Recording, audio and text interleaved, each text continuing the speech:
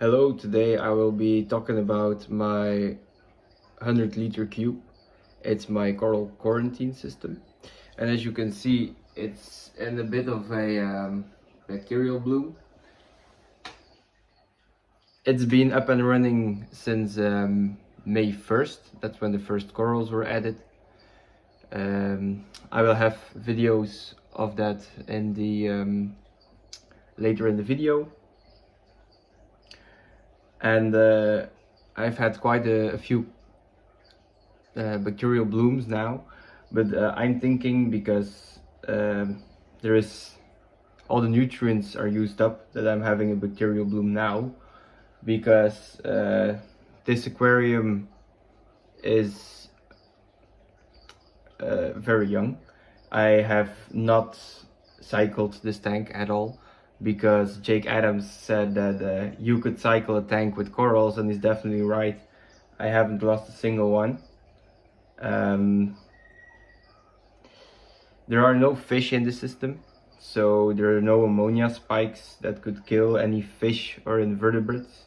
The only vertebrates are the corals themselves and the copepods that have started populating my tank in the last few days.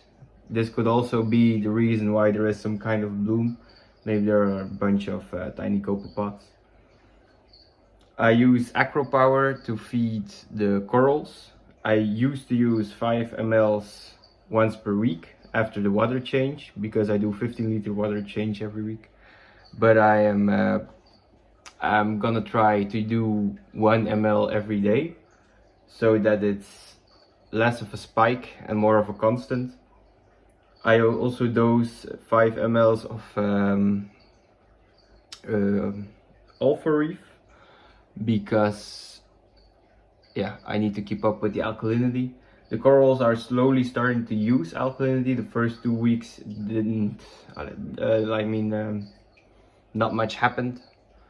But this week I see a drop in alkalinity. I don't measure anything else.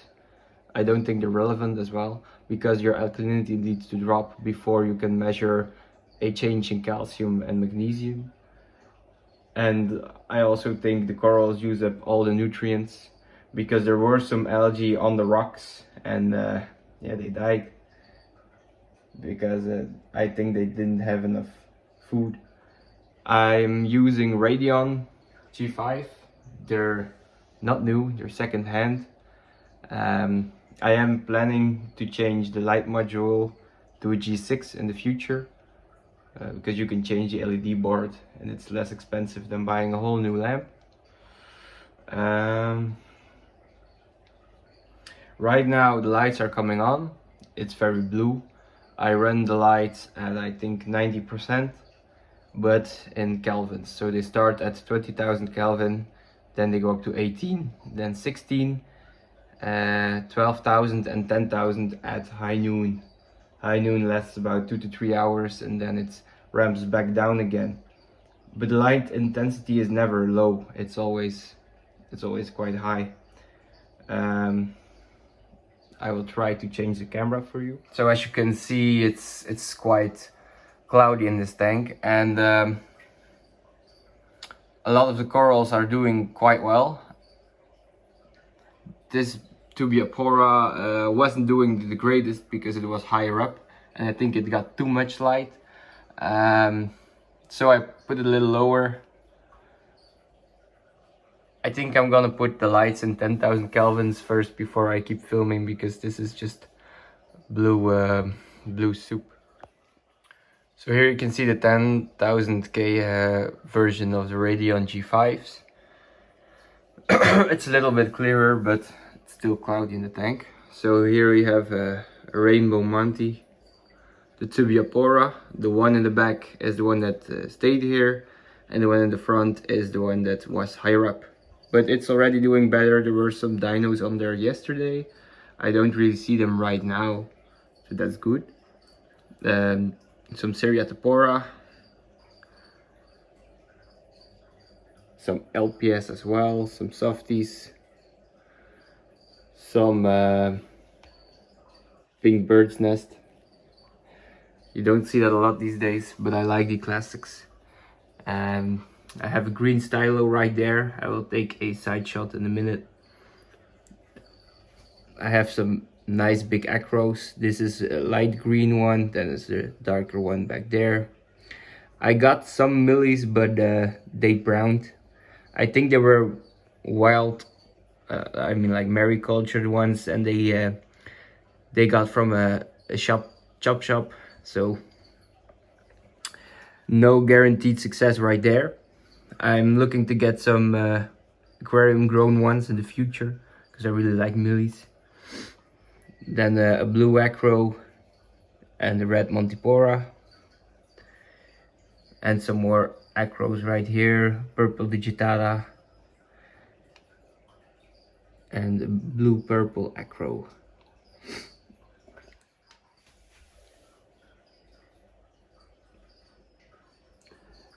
It looks a little brown right now, but it's more purple in real life.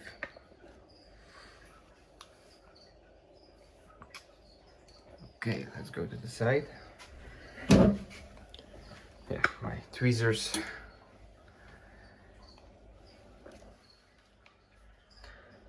So keep in mind, the lights have just been turned on. They're still getting all their polyps out and stuff. I got this leather, which I thought was non-photosynthetic, but I've had it for almost 9 months now. I got it first at my local fish store.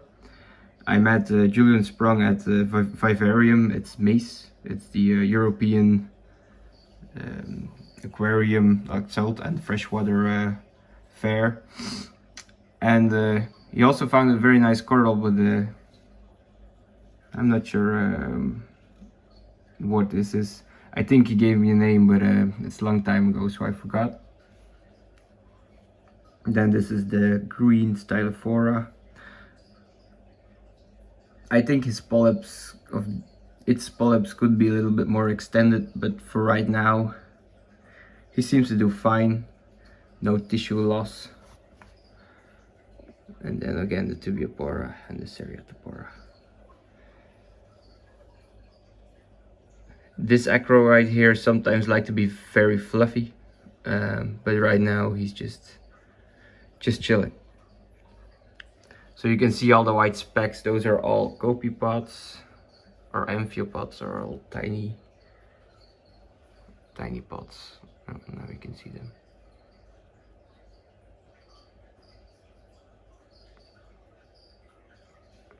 I like the fact that they're there because it means I'm doing something right. There's also a red Monty behind the green acro here. So yeah, this is my coral quarantine. I'm waiting for my new big aquarium to be delivered, and in the meantime I wanted to already get some frags so I can grow them out for the big tank. It can still be a while until the big tank gets delivered, but I also have a reef tank in my parents' home, so all the leathers come from that tank. But I want to go more to a mixed reef now. I used to have an SPS tank, then transferred that into a softy tank because I had less time with all my internships and my job, and now I have more time, so I want to keep SPS again, but also have the flowy patterns of LPS and softies. But we will see how it goes. For now, I'm really happy with the way this tank looks because it's 24 days old now. No corals have died yet. Everything looks pretty happy. I also think there's a little growth on some of the acros, but I can't really say for sure. I will montage all the old clips after this talking video, so you can see the start till now. I already posted the crafting of the main rock of this tank. I think it looks really great. But the plan is to keep the rock in the tank and move the acros to the new tank, and then every time when I want to add new corals to the big reef tank, they come in here first, and we will dip them before adding them to here, then observe them for 2 months, and then if there are no pests still dip them and then add them to the big tank, because I want to keep it really free of pests, at least like red bugs and flatworms and stuff, because I have a flatworm problem at my parents' home right now, and I go over there once a week to take all the corals out, dip them, kill all the flatworms, and then put all the softies back, but they're not really happy with that. So I like to prevent it instead of having to treat it. Alright, I hope you enjoyed the video. I will post the older stuff after this fragment, so enjoy. Bye.